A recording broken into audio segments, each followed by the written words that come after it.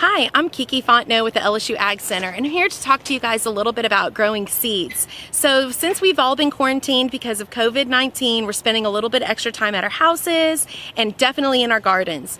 And y'all, we've been getting a lot of calls about the wrong types of plants. This is the spring season, so we need to be focusing on planting warm season crops.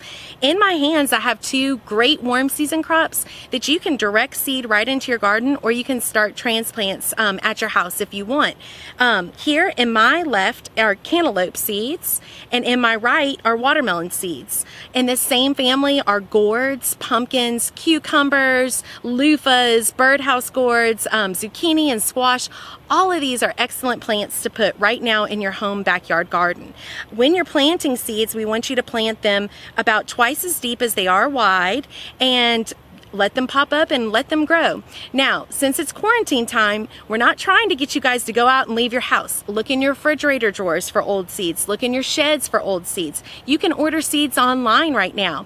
And if you do need to leave, say you're going to get groceries or something like that, make sure you call our local nurseries ahead of time. If you place your order for your seeds, they'll meet you at your car and you can pick them up curbside right there as well. So we want y'all to keep planting in your garden. We want you to maximize your time at home, and we want you to plant seeds that are warm season crops like these cucurbits that I've been talking about today.